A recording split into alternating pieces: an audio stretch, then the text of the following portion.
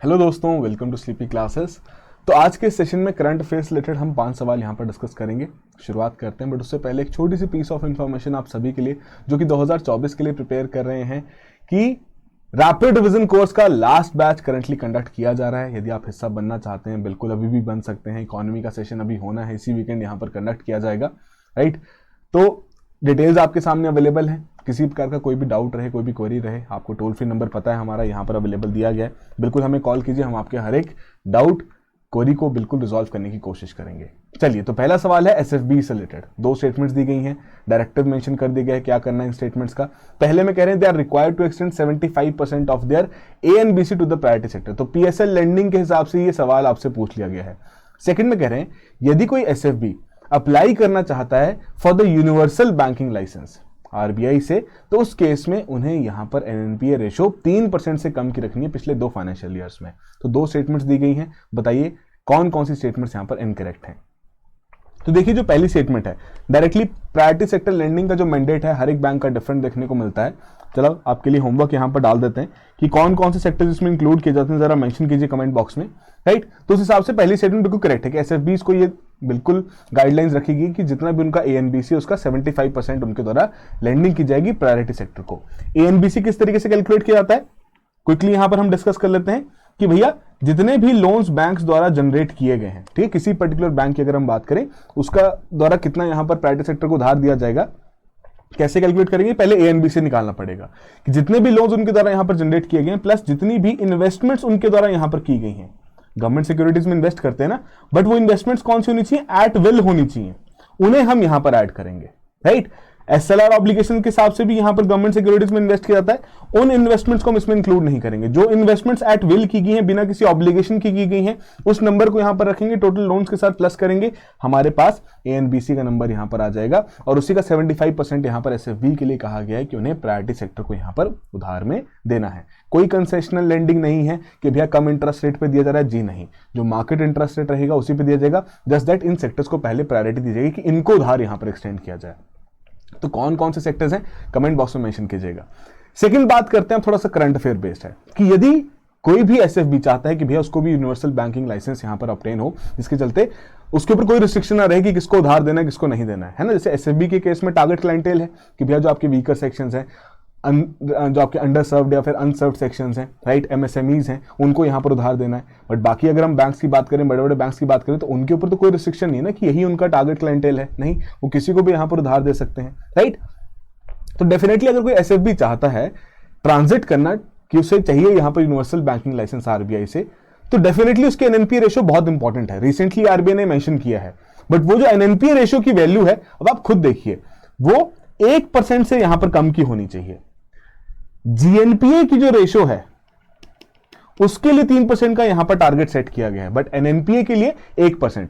GNPA से हम एनएनपीए में कैसे जाते हैं कि भैया जीएनपीए में से आप प्रोविजंस अपने सब्ट्रैक्ट कर दीजिए, आपके पास एनएनपीए की वैल्यू यहां पर आ जाएगी और उसी की ratio with respect to total जो एडवांसेस यहां पर जनरेट किए गए बैंक्स के साथ उसे निकाल लीजिए। तो ये जो पर्टिकुलर रेशियो है एनएनपीए की, ये 1% से कम की होनी चाहिए, तभी वहां पर उन्हें यूनिवर्सल बैंकिंग लाइसेंस ऑब्टेन करने की जो एलिजिबिलिटी है वो यहां पर पूरी हो पाएगी। तो ये सिंपल सा सवाल यहां पर पूछा गया था, फैक्ट बेस्ड है, करंट अफेयर बेस्ड है, ध्यान रखना इस तरीके के प्रोविजंस का। इनकरेक्ट स्टेटमेंट यहां पर फाइंड आउट करनी थी, सेकंड इनकरेक्ट है, तो बी ऑप्शन हमारा यहां पर करेक्ट ऑप्शन है। तो रिसेंटली आरबीआई ने detail set of eligibility rules यहां पर निकाले हैं स्मॉल फाइनेंस बैंक्स के लिए, जो कि यूनिवर्सल बैंकिंग लाइसेंस यहां पर ऑब्टेन करना चाहते हैं। तो नेटवर्थ की बात करें तो 1000 करोड़ की रख दी गई है, राइट। प्रॉफिटेबिलिटी की बात करें तो भैया पिछले दो फाइनेंशियल ईयर्स में प्रॉफिटेबल होने चाहिए। जीएनपीए 3% से कम, नेट एनपीए 1% से कम, ट्रैक रिकॉर्ड सेटिस्फैक्टरी होना चाहिए पिछले 5 सालों में। तो ये बेसिक से पॉइंट्स हैं, बिल्कुल अपने नोट्स में इन्हें कंपाइल कर लीजिए। अपार्ट फ्रॉम दैट बाकी जो आपके एसएफबीज हैं, definitely they should be listed on recognised stock exchange की भैया पब्लिक को अपने शेयर्स उन्होंने ऑफर कर दिए होने चाहिए। Apart from that diversified loan portfolio यहां पर होना चाहिए। आई होप सभी ने इसे करेक्टली मार्क किया हो। अगले सवाल के ऊपर जंप करते हैं, स्टार्टअप इकोसिस्टम से रिलेटेड सिंपल सी 3 स्टेटमेंट्स यहां पर दी गई हैं, करेक्ट स्टेटमेंट यहां पर फाइंड आउट करना है।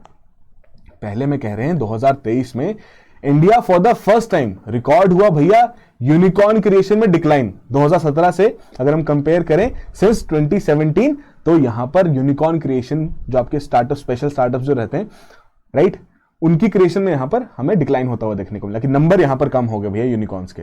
सेकंड में कह रहे हैं कि इंडिया ने प्रोड्यूस किए ज्यादा offshore unicorns than in India.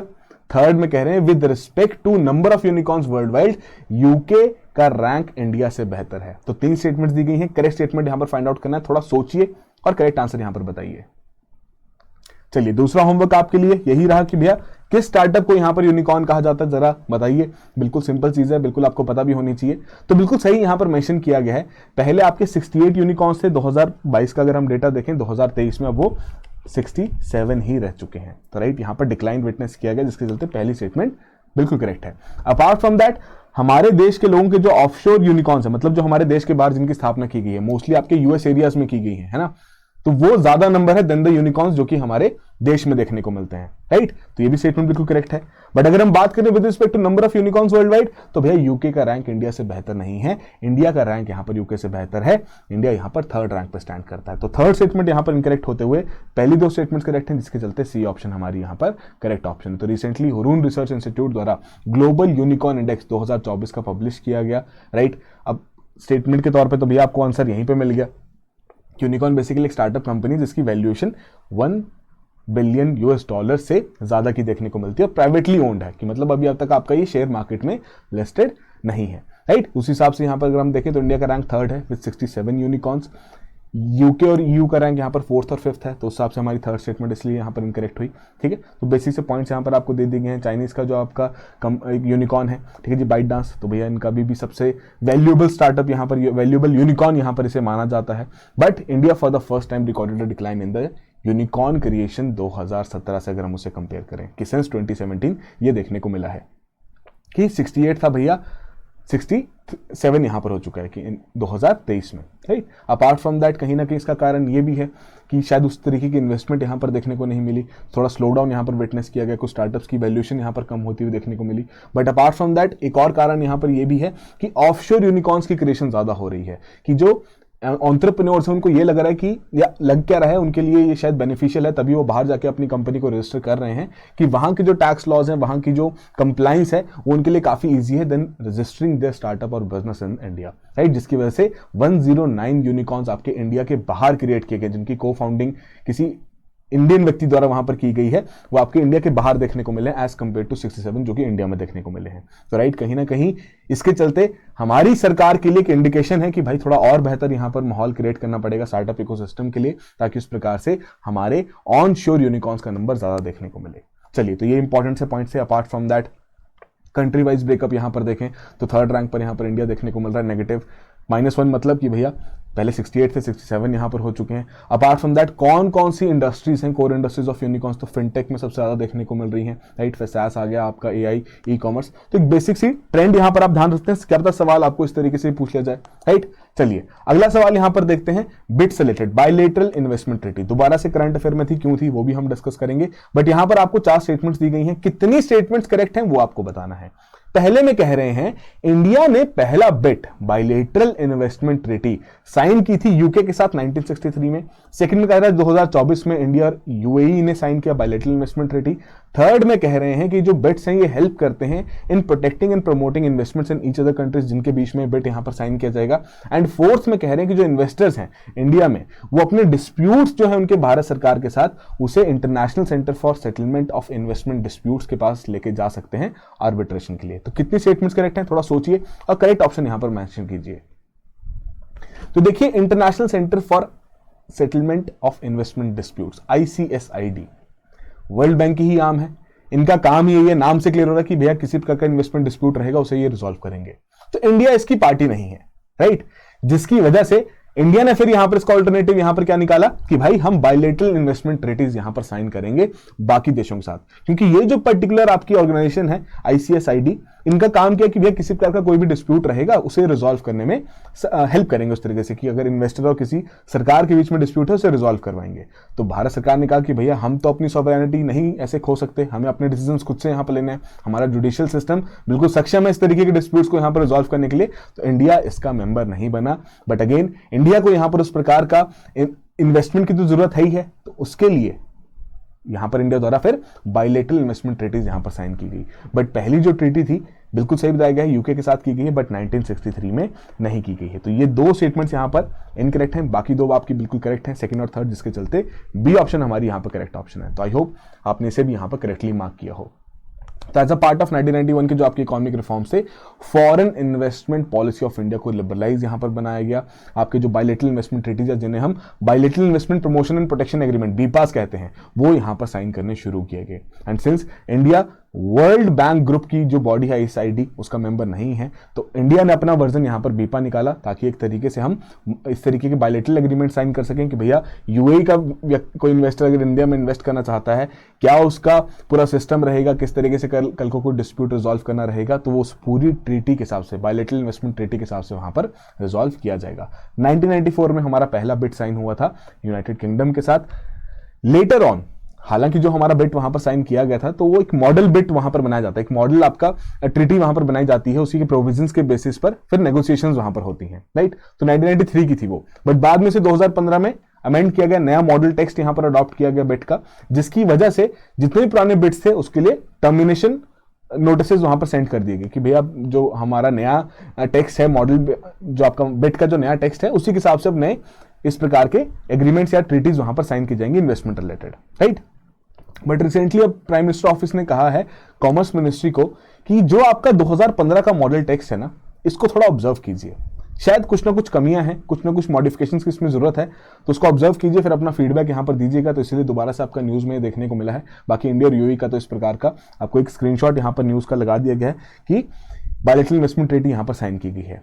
अब कारण यहां पर क्या है कि इसे दोबारा रीअसेस करने के लिए क्यों कहा जा रहा है कि आफ्टर 2015 जितनी एक्सपेक्टेशन यहां पर सरकार की थी कि वो इस प्रकार से बाकी देशों के साथ बायलैटरल इन्वेस्टमेंट ट्रीटी साइन कर पाएंगे, वो नहीं हो पा रही, क्योंकि अभी भी बहुत सारी चीजें हैं इस पर्टिकुलर बिट मॉडल में जो कि 2015 का है, जो कि सेटिस्फैक्टरी नहीं लग रही हमारी काउंटर पार्टीज को, बाकी देशों को, कि जो डिस्प्यूट रेजोल्यूशन सिस्टम है वो अभी तक इतना इफेक्टिवली यहां पर मेंशन नहीं किया गया कि किस तरीके से डिस्प्यूट्स वहां पर रिजॉल्व किए जाएंगे। अगर मेंशन किया भी किया गया, जो कि किया है, इसका मतलब ये नहीं कि नहीं बिल्कुल बताया गया है, किया गया है, बट उसमें ये है कि डेफिनेटली आपको बिल्कुल स्क्रैच से शुरुआत करनी पड़ेगी, अपने केसेस बिल्कुल लोअर कोर्ट से यहां पर शुरुआत करनी पड़ेगी, तभी आपका वहां पर डिस्प्यूट रिजॉल्व होगा। तो कहीं ना कहीं यहां पर जरूरत बन जाती है कि हमें एक सेपरेट इस प्रकार की बॉडी क्रिएट करनी पड़ेगी, जो कि ऐसे बायलैटरल इन्वेस्टमेंट ट्रीटीज के चलते जो इन्वेस्टमेंट्स हमारे देश में आ रही हैं उससे रिलेटेड डिस्प्यूट्स को वहां पर हैंडल कर सके, ताकि हमारा जो ये पर्टिकुलर मॉडल है इसको हम और बेहतर दिखा सकें एंड ज्यादा से ज्यादा देशों के साथ हमारा इस प्रकार का एग्रीमेंट, इस प्रकार की ट्रीटी वहां पर साइन हो सके, राइट।